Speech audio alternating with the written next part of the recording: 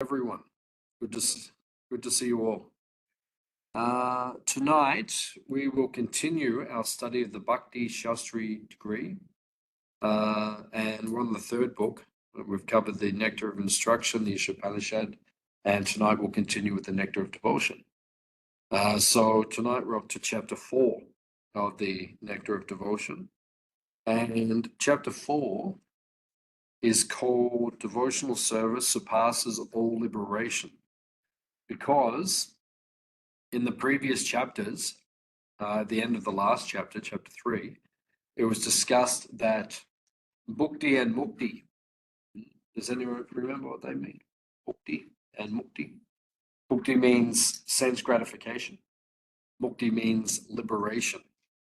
So these are both material desires, karma and jnana, which obscure bhakti. The Vedas and the Bhagavad Gita itself are divided into 3 subject matters. There is jnana, karma, and bhakti. So jnana refers to speculative knowledge. Karma refers to sense gratification. And bhakti refers to devotional service to Krishna, to God. So these two, jnana and karma, they obscure bhakti. They cover devotional service. When one gets caught up in philosophies which are not supportive of devotional service, or when one gets too caught up in sense gratification, in trying to enjoy one's senses separately from Krishna, these things obscure our devotional service, our service to God, to Krishna. So, what we're hearing about in this chapter, because at the end of it was said that we have to be aware of these 2 distractions to devotional service. So now this chapter, Rupa Goswami, basically the whole chapter is just quotations which support the fact that we should not become distracted by jnana or the desire for liberation. And as we know, we've discussed previously, and also it'll be mentioned again in this chapter, there are 5 types of liberation. One is impersonal, the other 4 are personal. So we can accept the 4 personal types of liberation because they don't obscure our relationship with Krishna, with God. But Suyuja Mukti, which means to merge into the effulgence of God, impersonal liberation, that is to be avoided and is not accepted by devotees, by Vaishnavas. So this chapter is all about liberation and how we do not accept liberation, because it's a great distraction. Probably, I mean, this book was written 450 years ago in India, and probably at that time it would be a very serious distraction because many people were into this kind of philosophy. So therefore, because they're into this philosophy of merging into God as opposed to serving God, then that's why there's so much emphasis on this point. Yeah, smarter Brahmins, or just, Mayavadis, like that. Even in this day and age, it's still a very dangerous philosophy, because impersonal philosophy or Mayavad philosophy emphasizes that we should become God as opposed to serve God. So therefore, it's said to be a poisonous philosophy, a dangerous philosophy. So that's why the whole chapter, there's just quotation after quotation, where Rupa Goswami really drives this point home. And especially, it would have been very relevant back then. And it's very relevant now as well, because a lot of people are distracted by this. You know, we meet people in the New Age movement, or whatever they call the movement now, and they say, you know, with love and light. You know, sometimes people write to me and they say, with love and light. You know, it's like this thing that we're all one. So this philosophy is still very prevalent. So that's why Rupa Goswami spends a whole chapter quoting mainly from the Srimad Bhagavatam, because the Srimad Bhagavatam is the main authority in devotional circles. It was the Shastra, or the scripture, which was favored primarily by Chaitanya Mahaprabhu himself. He liked to hear from Bhagavatam more than any other Shastra, any other scripture. So Chaitanya Mahaprabhu had said that in the Chaitanya Bhagavat, he would hear pastime of Dhruva Maharaj and Prahlad Maharaj hundreds of times from Gadadhar Pandit in the Kota Gopinath temple in Jagannath Puri. So, and we've mentioned previously, and we've also seen, particularly in Vishwanath Chakravarti Thakur's commentaries, particularly the 11th canto, but tonight, and many of the cantos are quoted, but particularly the 11th canto, the Uddhava Gita, this is the most quoted part of the Srimad Bhagavatam. If they want to, Vishwanath Chakravarti Thakur and the other acharyas, if they want to lend authority to their statements, then they'll quote especially from the Bhagavatam. So the Bhagavatam is the whole thing.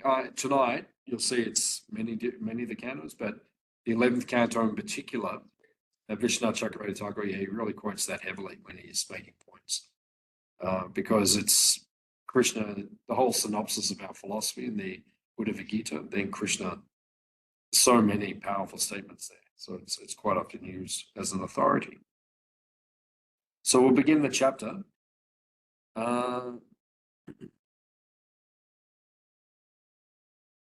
In the beginning of the next chapter, Prabhupada describes the theme of this chapter. So we'll jump ahead to page 47, where Prabhupada describes the theme of this chapter when he begins chapter 5. So we'll do chapter 5 next week. Tonight we'll just concentrate on chapter 4. And then the following week, I'm a little excited because that's chapter 6. And chapter 6 is where Rupa Goswami gives the 64 ways to serve God.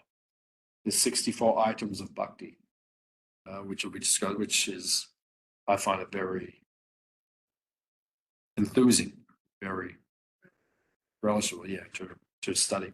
So we'll be studying that. Okay, so Prabhupada quotes on page 47. All previous instructions imparted by Srila Rupa Goswami in his broad statements can be summarized thus: as long as one is materially inclined or desirous of merging into the spiritual effulgence, one cannot enter into the realm of pure devotional service. And so that's like a sutra. The word sutra means a terse or very condensed philosophical truth. When you bring philosophy should be spoken concisely. The truth spoken concisely is true eloquence. That's a statement from Chaitanya Charitamrita. When you speak things concisely, get to the point. We just spent time with His Holiness Jayadvaita Swami in Vrindavan, and he did a course many years ago called Clear Thinking, Strong Speaking. And he actually taught people in that course, and also in his editing style, because he edits Prabhupada's books, edited and edits Prabhupada's books. He says, don't use excessive words, because people like to waffle. Let's go on and on and on. So you just get to the point. What's the actual philosophical point? So Prabhupada writes like that. You see in this point, Prabhupada, very terse, concise philosophical truth, like a sutra. Prabhupada says that as long as one is materially inclined or desirous of merging into the spiritual effulgence, one cannot enter the realm of pure devotional service. So karma and jnana, bhukti and mukti, they distract one from practicing devotional service. So that's why Rupa Goswami is emphasizing this. And this whole chapter is dedicated to overcoming one's attachment to jnana, or the desire for mukti, or merging into the effulgence of God. Personal Suyuja Mukti. Okay, so now we'll go to the Nectar of Devotion and we'll read through. And Prabhupada gives many, well, actually, it's Rupa Goswami giving the quotes. Prabhupada's summarizing. But many quotes just to drive this point home. So, first paragraph, Prabhupada says, how much a devotee is seriously attached to the devotional service of the Supreme Personality of Godhead can be understood from the statement of Maharaj Prithu Adiraj, which is described in the Srimad Bhagavatam, 4th canto, 20th chapter, verse 24. So first of all, he goes to canto 4. My dear Lord, if after taking liberation, I have no chance of hearing the glories of your Lordship, glories chanted by pure devotees from the core of their hearts in praise of your lotus feet, and if I have no chance for this honey of transcendental bliss, then I shall never ask for liberation or this so-called spiritual emancipation. I shall simply always pray unto your Lordship that you may give me millions of tongues and millions of ears, so that I can constantly chant and hear your transcendental glories. These are very powerful verses to be relished by the Vaishnavas. Only devotees can relish this. One has to become a Rasika Bhakta. I was reading actually last night in Chaitanya Charitamrita, we were discussing the Bhagavatam begins by saying the Bhagavatam is meant for the Rasika Bhaktas. Rasika Bhakta means those who have taste for hearing about Krishna. You have to develop a taste. Vasudev Kata Ruchi. You have to develop a taste for hearing and chanting about Krishna. Otherwise, you won't sustain your Krishna consciousness. We see so many people leave or become unenthusiastic or slack in their devotional practices. Why is that? Because there's no taste. When you have a taste, you always maintain enthusiasm. Your enthusiasm should be growing year by year, not dwindling. And if it's not, it means you're not developing taste for hearing and chanting. So Lord Chaitanya was saying last night, he was discussing this point, that you have to become a Rasika Bhakta. Rasika means tasting the rasa, the juice which is there. There's so much juice in that one verse. So what are the points which are made there? Prithu Maharaj, who is actually an incarnation of Krishna, Shaksha Avatar, he's saying, I do not want to merge into your effulgence and lose my opportunity to serve you if it means I don't have a chance to hear and chant about you. Because when you merge into the Brahmajyoti, there's no opportunity. You can't hear and chant about God. If we can't hear about God, can't chant about him, then what's the point of the existence? So this theme will be reiterated again and again by different devotees throughout this chapter. So he says that it is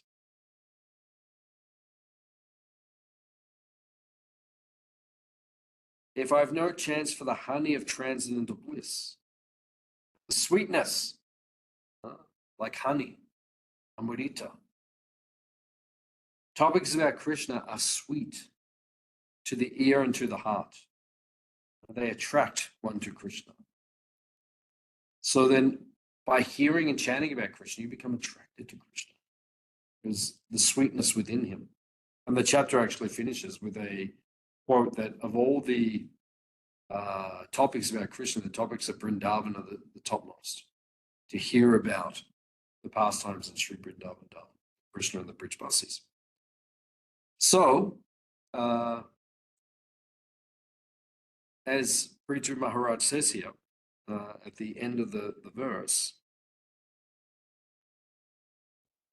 I wish I had millions of tongues and millions of ears. Who else prayed like this?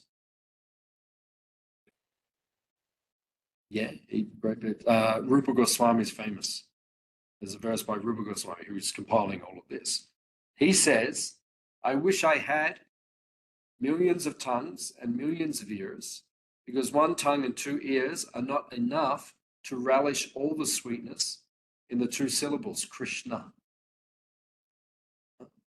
Krishna, just by chanting those two syllables, Krishna. There's not enough sweetness, not enough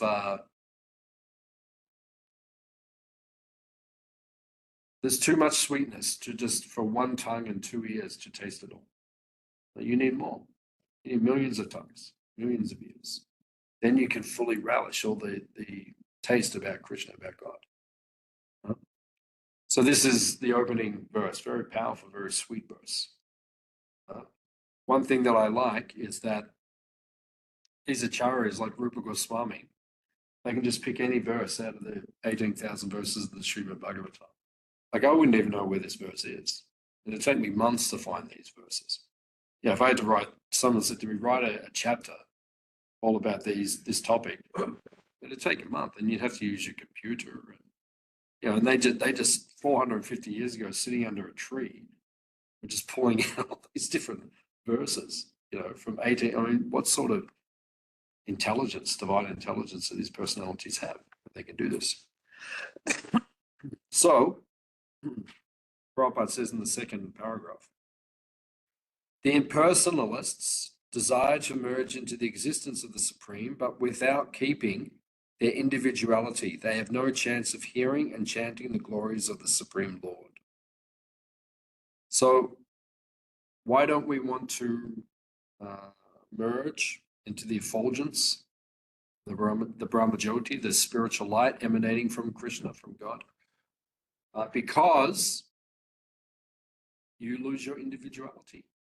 And if you lose your individuality, then you cannot reciprocate rasa or prema. In other words, you can't reciprocate. If there's not two individuals, there's no reciprocation, right?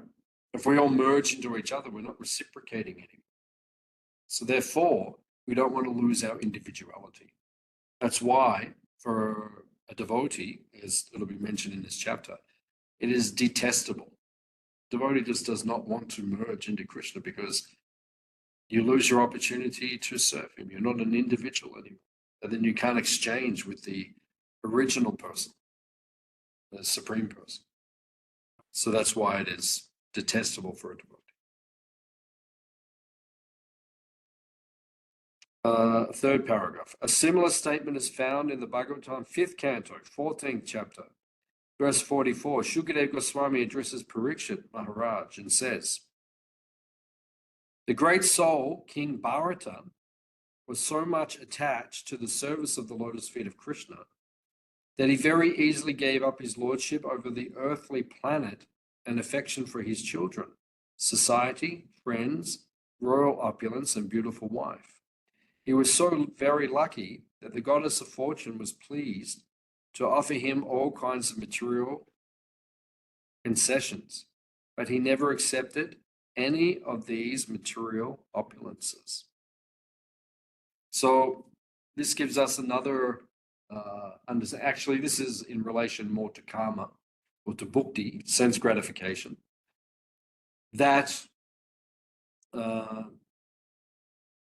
this person spoken about in Canto 5, Bharat Maharaj, he actually made me a devotee because I read the pastime in the coming back about Jad Bharat Maharaj, and that was what actually affected me the most and influenced me to become a devotee. And it's Prabhupada's mercy that he was presenting this to us, but this particular story struck me the most.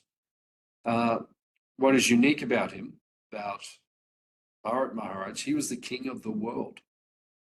Not the king of Australia or Germany or America, the earth. Imagine being the emperor of the earth.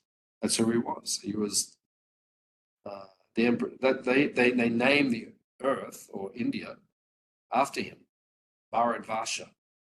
But still, he lived millions of years ago, and they still call it in higher places in the universe, Bharatvarsha, the place of Bharat. the great king.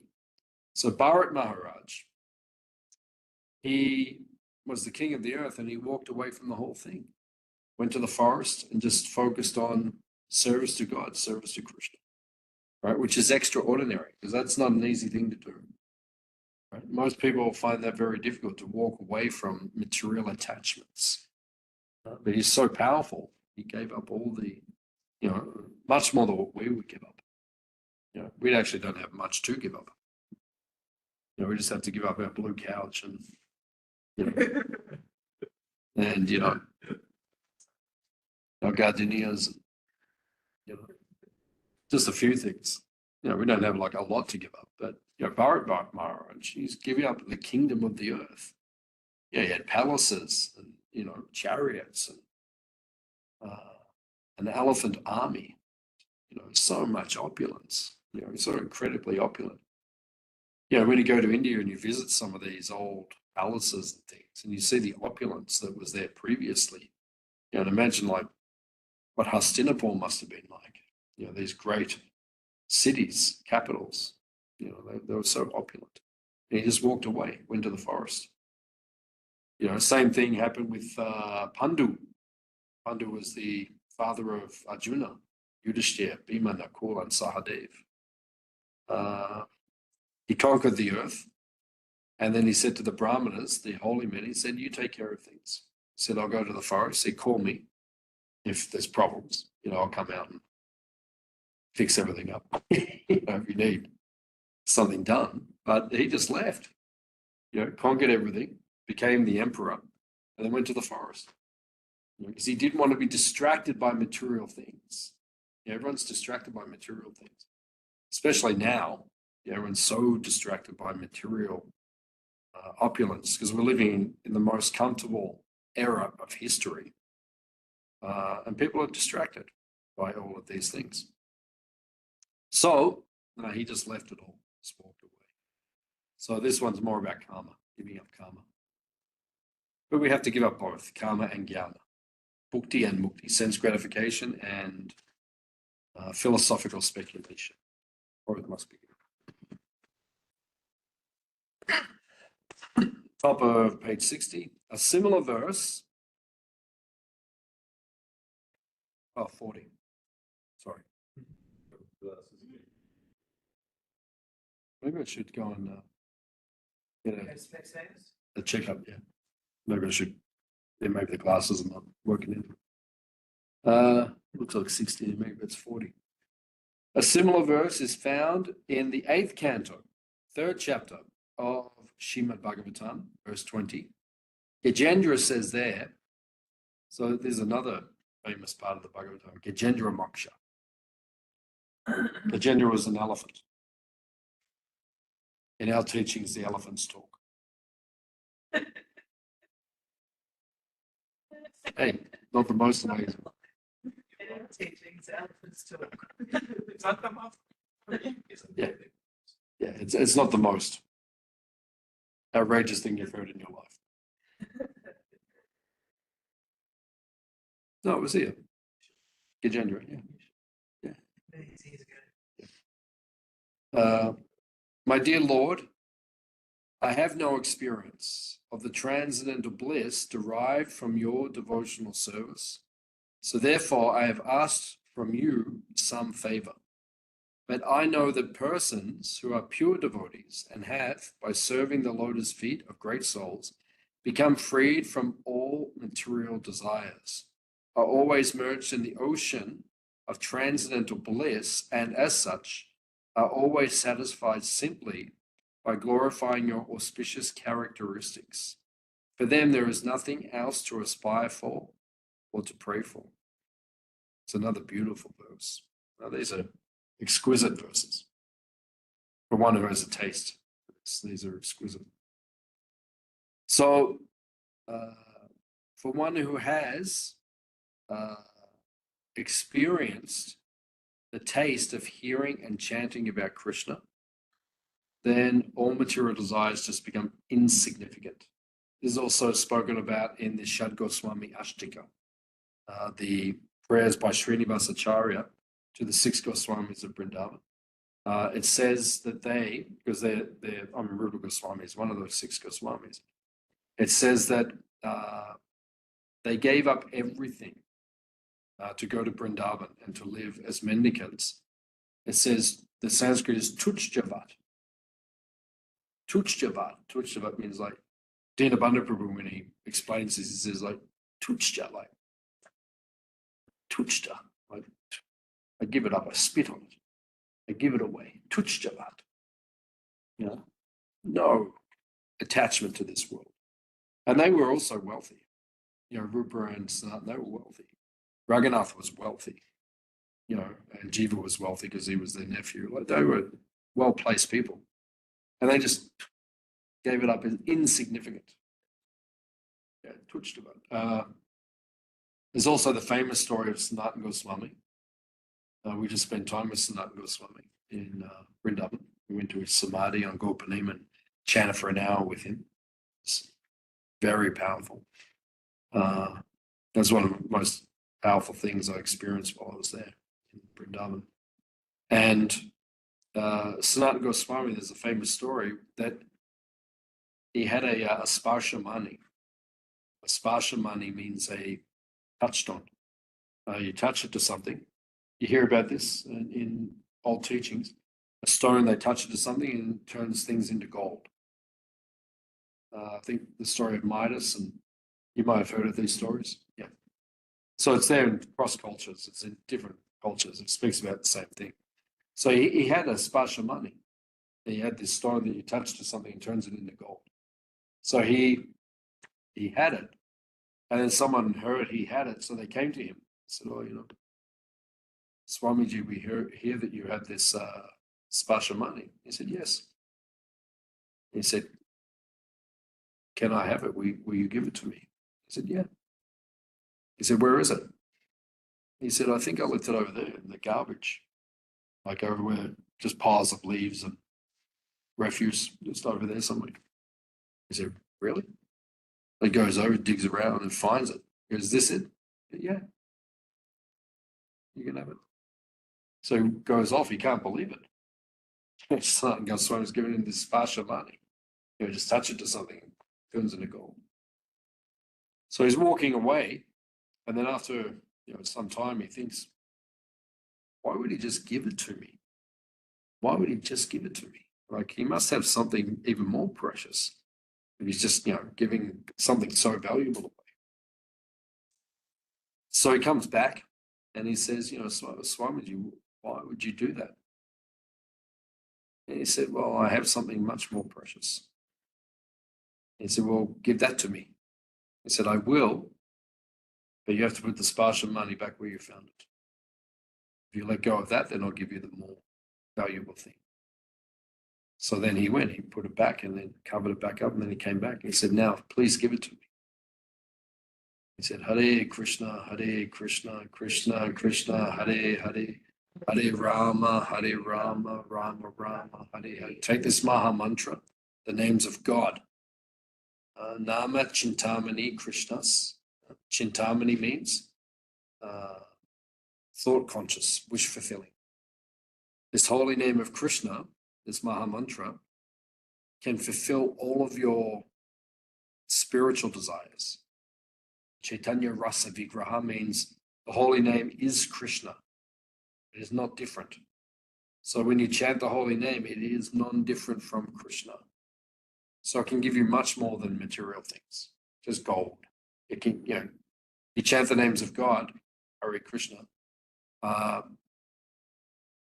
you actually unite with God himself. It's much more valuable. So he said, "I'll give you this Maha Mantra, chant this." And he became his disciple. He continued to chant. And we never hear what happened to the sparshamani. Maybe under Paul leaf somewhere. It could still be there in near his samadhi, over in the corner where all the broken cups are and everything. So you don't know, it could just still be there. So this is the point. The point is when you have when you're absorbed in devotional service to Krishna, everything else pales in comparison. Everything pales in comparison. That's one of the main realizations I got in our recent trip to Vrindavan is the potency and power of the holy name of Krishna. And I saw many sadhus, like Janananda Maharaj and Kanamba Maharaj, Kanamba Swami, and some of his followers, so much taste and absorption in the holy name, in the Sankirtan practice, congregational chanting. And when you have that taste for that chanting, like we were there on the day of the inauguration of the Samadhi of His Holiness Kanamba Maharaj, and I was standing just behind his Samadhi. And then all the devotees, the sannyasis, and everyone, they were there and they were inaugurating, beginning the worship, the first worship at the Samadhi, placing Maharaj's lotus feet, the imprints of his lotus feet into the Samadhi. And then, so the kirtan was going. And one of Maharaj's disciples was leading the kirtan. He's that Nitai, yeah, very powerful kirtan, very powerful kirtan. And, you know, they were 20 meters away or so. They were leading kirtan under the pandal, and then some of us were near the Samadhi. And then, you know, everyone was standing there, and Janananda Maharaj, I got a lot of realization about Maharaj. I mean, I've known him for a long time and always appreciated him, but I got a lot of realization about his personality. You know, everyone else was like there and they're offering, but he just started dancing, you know, listening to the kirtan, the chanting. He just started dancing. And he was getting more and more blissful. He's dancing quite strongly, like he's moving like this. Everyone else is kind of standing still and, you know, chanting, but, you know, Maharaj is like dancing like he's moving. And then after some time, he could not contain his ecstasy. He just went to the kirtan, you know, went to the kirtan. And then I was watching him. I could see over there and I could see. So I was watching and he was over there and he got there and he said, come on, let's go, let's chant. And then he got everyone really going. And then they was all dancing and chanting. He was right in, he's 70 plus. He's right in the middle, like a young man, dancing and chanting. It was hot as well. Did that as well. It's really hot. Yeah, that was a hot day. They were right next to Govardhan Hill, like from here to the wall next to Govardhan Hill. And it was a hot day and we're all there. And Maharaj started the kirtan. Everyone's just dancing in the sun like mad. You know, they're going on for maybe 45 minutes or something. Everyone's just dancing in the dust of Govardhan Hill. So one who has this taste, and I saw it, you know, with my own eyes. I saw devotees who had this taste. When you have this taste, everything in the material world becomes insignificant. There's nothing attractive in this world for a devotee who has a taste for hearing and chanting about Krishna. So that's why we have to get the association of these kind of devotees. Because when you get their association, it lifts you up.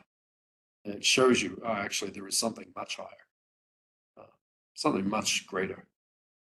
I remember years ago, we were doing a kirtan.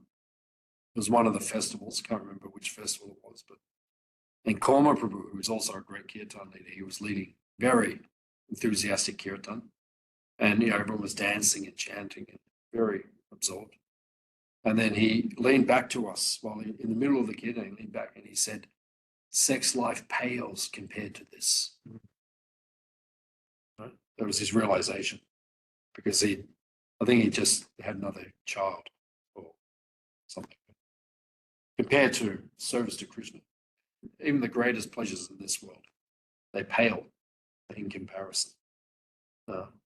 So these that's why we need the association of these great devotees, because they make us understand that the things in this world are insignificant compared to service to Krishna. So that's another one. That's what Gajendra is saying in the 8th canto. Okay, so far we've heard from Canto 8, Canto 5, Canto 4. Next is 9. This is like a tour de force. You know, it's like that's why we have to associate with It says Nityam Bhagavata Sevaya. I was saying that in class yesterday. Daily, we have to associate with the Bhagavats. Nityam Bhagavata Sevaya. Nityam means every day, regularly. Bhagavata means the great souls. Sevaya means service. And Prabhupada says in the purport of that verse, one of the most famous verses in the Bhagavatam, he says there are two types of Bhagavats. What are the two types of Bhagavats? Yep. Yeah. So the book and the people who follow the book. So in the book, there are the people, the great souls from the past they've written about. That's who we're associating with right now. And then you have to find the people who actually live it. You have to find both. You know, the books, you have to read the books regularly, and you have to find the people who are following, who are alive. Associate with them while they're alive, because they're all getting older now. You know, not much time to go. And then the next generation will have to take over. There's very powerful people who are senior now. You know, may not be so much longer that we have these personalities. In the 9th canto of the Bhagavatam, 4th chapter, verse 67, the Lord of Vaikuntha replies to Durvasa Muni, "My pure devotees are always satisfied being engaged in devotional service, and therefore they do not aspire even after the 5 liberated stages, which are to be one with me, to achieve residence on my planet, to have my opulences, to possess bodily features similar to mine, personal association with me." So when they are not interested even in these liberated positions, you can know how little they care for material opulence or liberation. So the 5 liberations are mentioned there. Samipya, Shashti, Salokya, Sarupya, and Sayuja Mukti. So Sayuja is the one that we do not accept. That means merging into the effulgence of God. You see, the pictures of God, this is how we see God in our tradition. He's a bluish cowherd boy. So you see the effulgence, the halo around him. That's what we're talking about, merging into that, merging into the light which comes from him, as opposed to serving him, the personality. So in this effulgence, to merge into that is called Sayuja. The desire to merge, we don't accept that. Because if you merge into that, you can't serve Krishna anymore. You become one with his light, his energy. So we don't accept that. Devotees never accept that. But the pure devotees, the 4 that we will accept, which is we get a form like him, Sarupya, Salokya, go and live on the same planet as Krishna. Samipya and Shashti, you get his association, you get all his opulences, you get to experience everything he, all the facility that he has also. Even though we will accept those things, a pure devotee becomes so absorbed in service, he doesn't even mind, he's not even motivated by that. If I get it, okay, I get it. But if I don't get it, that's okay as well. Yeah. That's why Lord Chaitanya says in Shikshastika, Jammane Ishwari Bhagavata Bhakti Ahoituki Tvai. Ahoituki means unmotivated. And you don't want something. You serve someone, but you don't want something in return. That's pure devotional service. That's how you please God. Right? You serve him, but you don't ask for anything in return. You know, sometimes people go to church or the temple or the synagogue and, give me this day my daily bread. You don't ask God for bread. You know, he's going to give that to you anyway, so you don't have to ask for bread. And then, you know, they say, and then what about a Mercedes? And what about a trip to Europe? And what about this? And what about that? And, you know, I remember when I used to go to church many years ago, everyone would just, when it came time for prayer, everyone just asked for things. I want this, I want that. Oh, this person's sick. Can you make them better? This person help them pass their exams. They say all these things, but that's not why we go to church. It's not why we go to the temple. When we go, we say, Dasosmi, I'm your servant. What do you want? What can I do for you? That's pure devotional service. So that should be our mood. So a devotee, he doesn't even ask for spiritual benedictions. That's why Lord Chaitanya says, Jammane, Jammane, even if I take birth again a few more times or many more times, that's okay. As long as I can keep serving. And we're very fortunate because we've all practiced devotional service for some time. So the minimum we're going to get is being born in ISKCON again. That's the minimum. That's good. That's a good deal. You know, and if we're really fortunate, we might even go somewhere very nice. Yeah, that might be very, very fortunate. What's that? Yeah, even that's nice. Yeah, that's nice. That'd be good. That would be good. You know, to go to new governor, that would be wonderful. You know, if that was our next birth. But you know, it might be something even beyond that, which would be extraordinary. But it's possible. It's possible. Prabhupada says it is possible. Okay. There is a similar prayer by the Nagapatnis. Now he's going to the 10th canto. Two from the 10th canto. So the Nagapatnis. So we walk past this on Gorpanim, Kali Agat, where Krishna jumped off the tree to fight with Kaliya. And then we didn't go in this time, but sometimes you go in, there's the Nagapatnis. He's the wives of Kaliya. They've a little temple you can pray to them. So this is the prayer of the Nagapatnis, the wives of Kaliya. Dear Lord, the dust of your lotus feet is very wonderful. Any person who is fortunate enough to achieve this dust does not care for heavenly planets, lordship over all the planetary systems, the mystic perfections of yoga, or even liberation from material existence. In other words, anyone who adores the dust of your lotus feet does not care a fig for all other perfectional stages.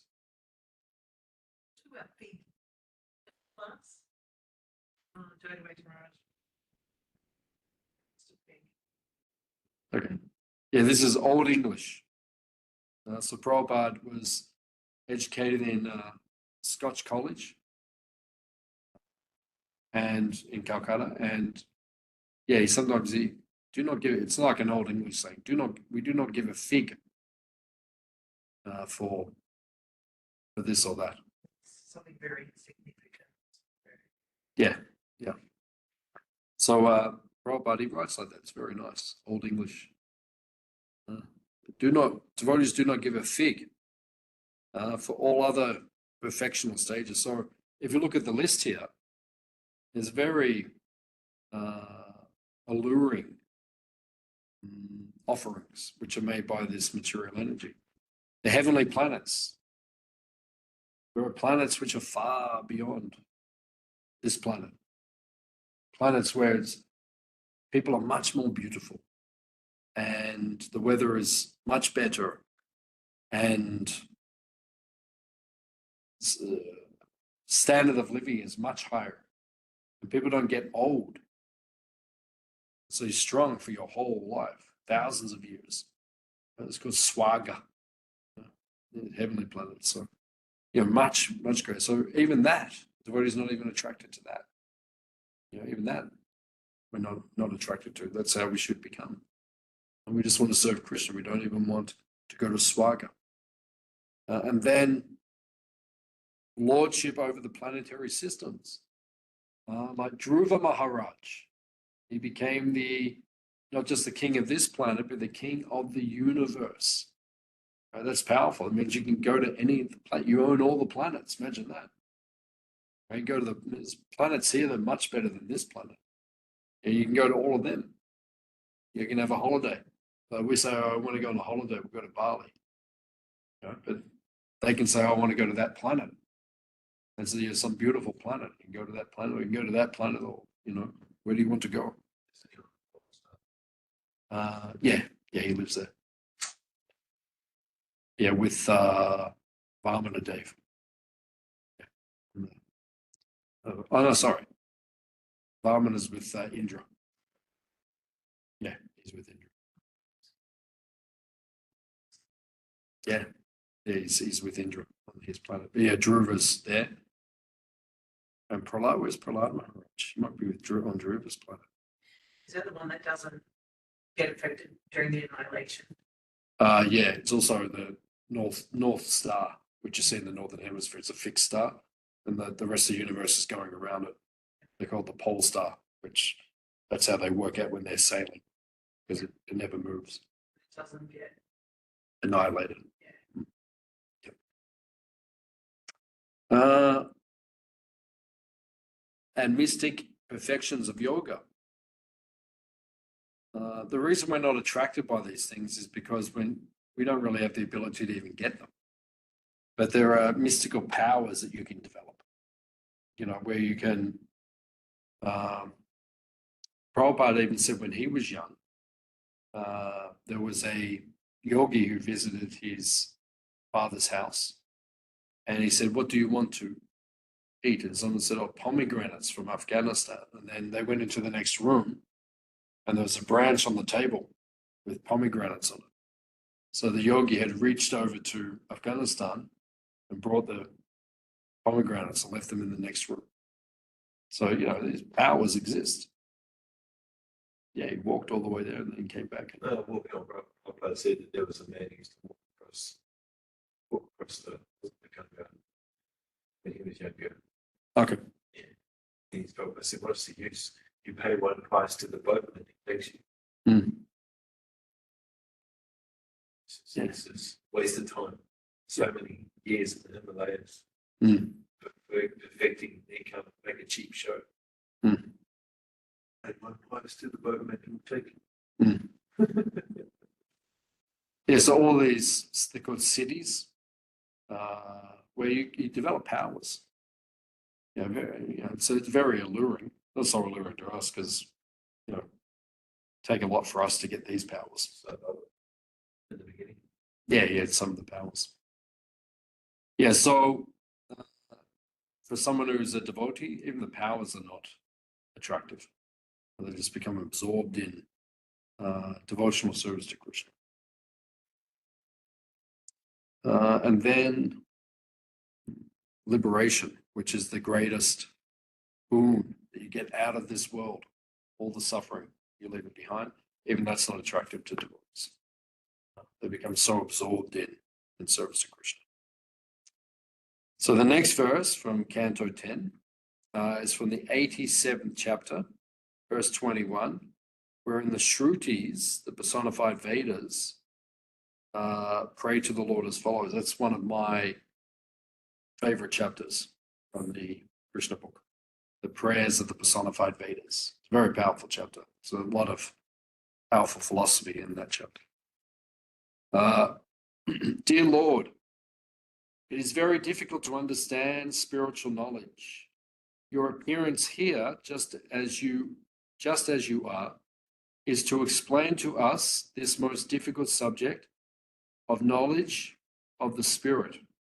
As such, your devotees who have left their domestic comforts to associate with liberated acharyas, teachers, are now fully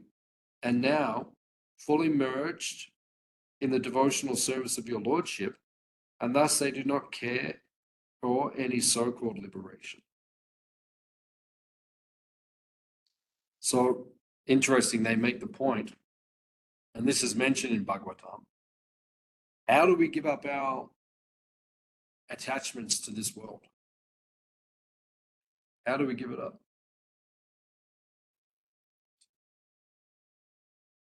Yeah, it specifically says in this verse also, to saintly persons.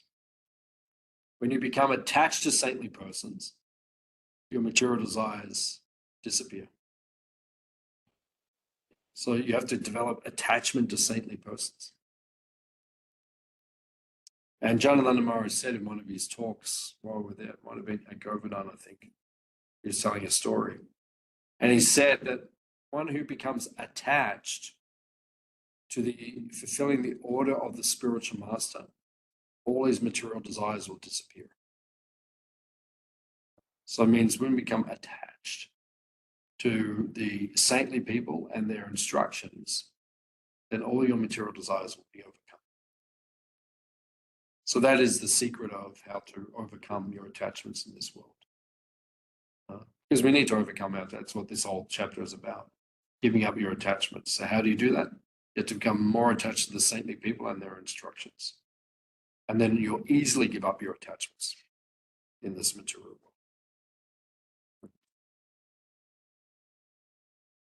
So then if we go across to the bottom of page 41, in the 11th canto of the Srimad Bhagavatam, have we had one from the 11th canto yet? Okay.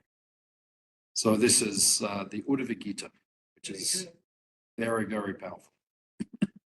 In the 11th canto of Srimad Bhagavatam, 20th chapter, verse 34, Lord Krishna says to Uddhava, "My dear Uddhava, the devotees who have completely taken shelter of my service are so steadfast in devotional service that they have no other desire.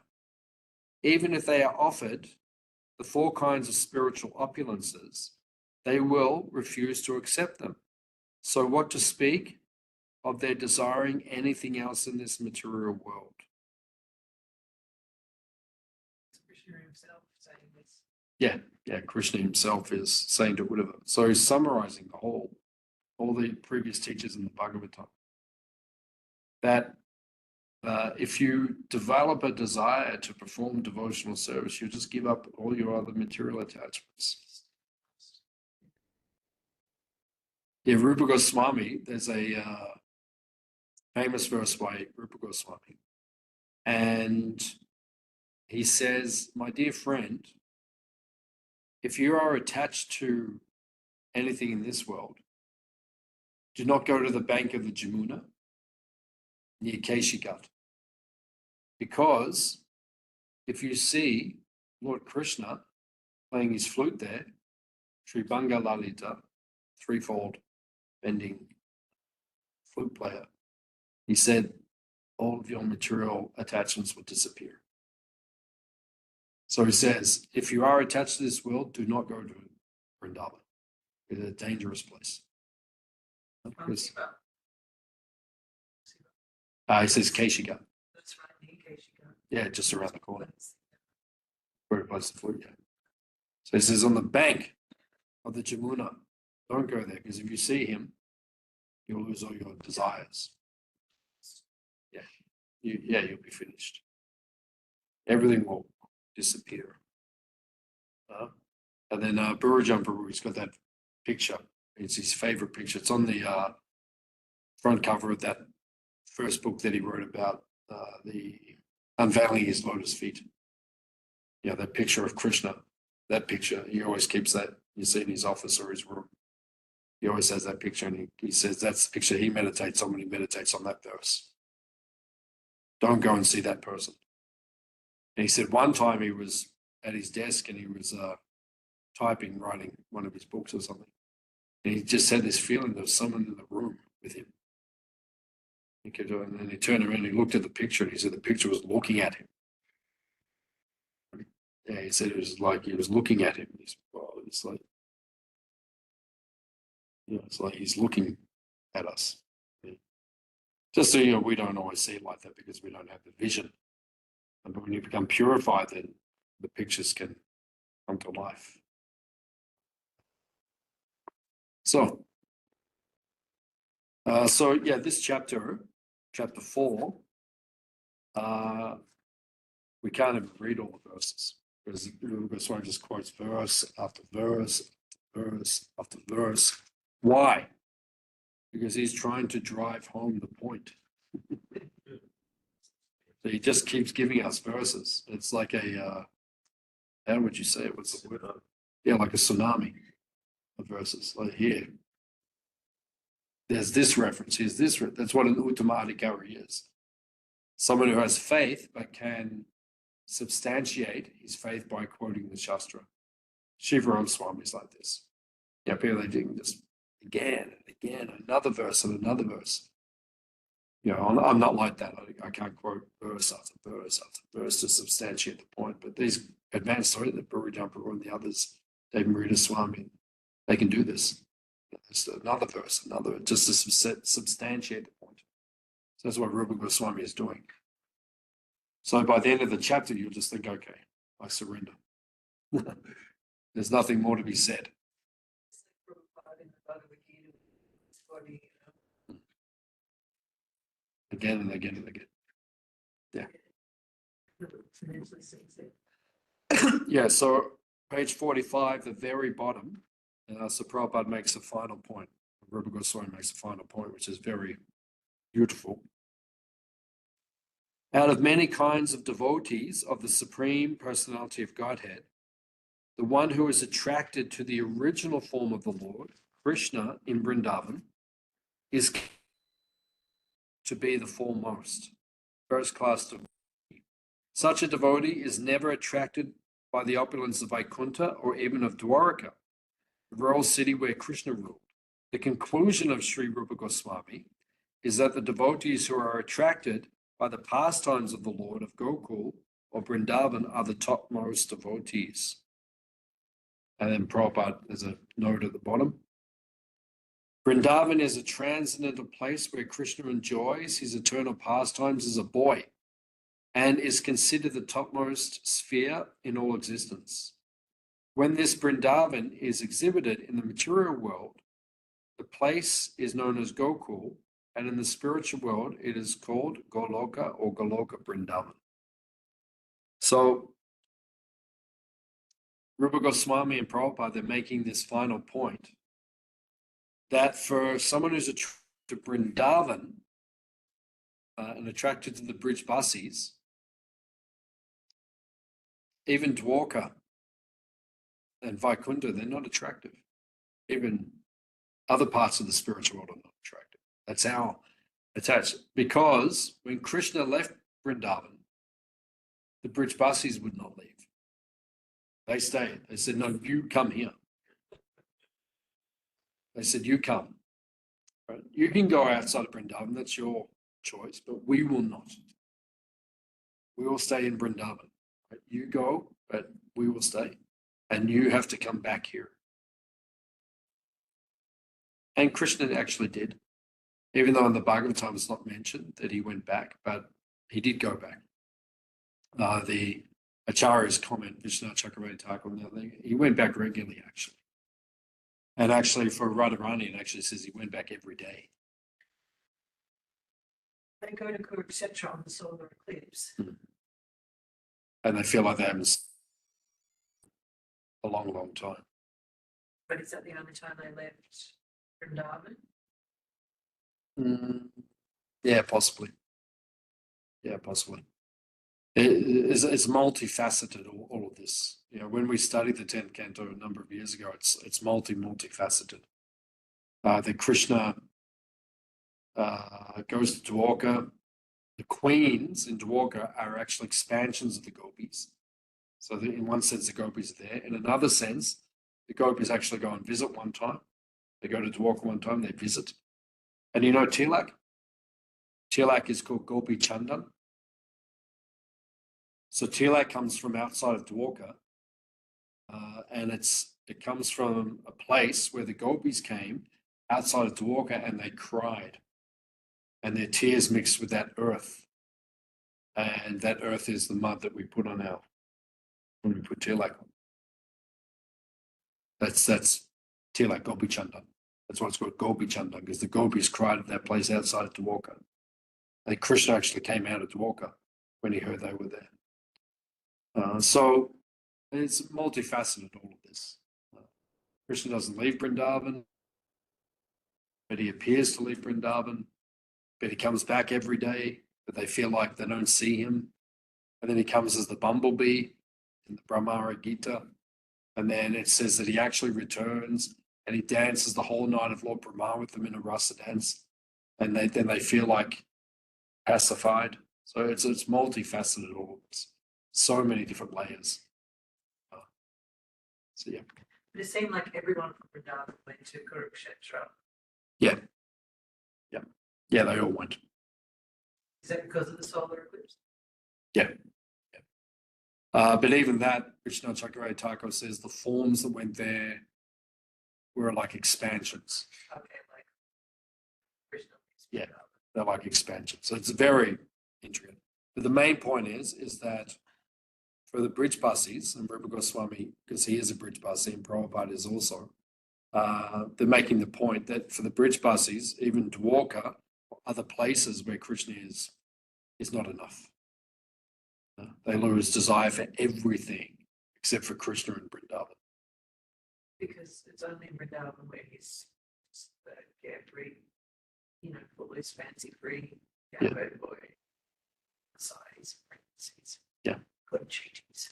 Yeah, when they see him in Kurukshetra, Radharani says to him, she says, we're not attracted. You're riding a chariot. There's elephants walking around. You got a crown on. So why don't you just come with us back to the Jamuna, bring your flute, right? And then we'll dance like we used to. What is all this? This is not, it's breaking the mood. Breaks the mood. The bridge buses cannot relate to it. And when they meet him actually in Kurukshetra, he goes off with the gopis to a quiet place, a private place. And when they get there, because he's Krishna, so they want to give him a seat.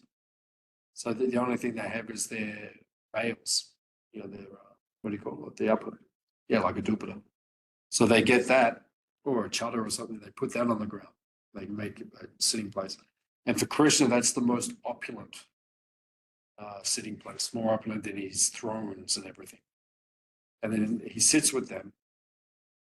And then he says, actually, they give him a really hard time. Radharani gives him a very hard time. Says, you said you would come back. You promised you would come back. Right? And she's crying and her kajals all running, mascara's running all over her face. Really? And then at the end, Krishna can't even say anything.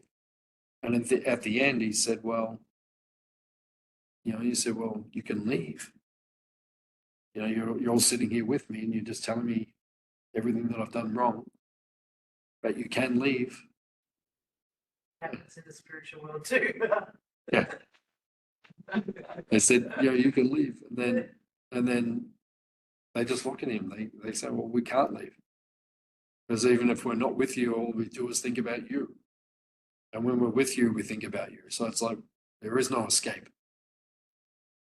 And Krishna said, I cannot repay you for your love. That's like, and Bhakti-yoga Saraswati Thakur actually says Kurukshetra is the highest of all the pastimes. Because, Radharani says to Krishna, that we cannot live without you. And Krishna says, well, you can leave, but they won't leave. And he said, I can't repay you. So it's like the highest contract is like sealed. That's where they express their total love for each other. So this is a very nice chapter. Rupa Goswami just that's all he does in the whole chapter. He just gives verse after verse after verse, just to drive these points on. So next week we'll study chapter 5, and then 2 weeks we'll study chapter 6. Chapter 6, as I said, I relish it because it's 64 items of bhakti. So we'll study that soon. Thank you all for coming. Good to see you all. Srila Prabhupada. Jai. We'll see you soon. Hare Krishna.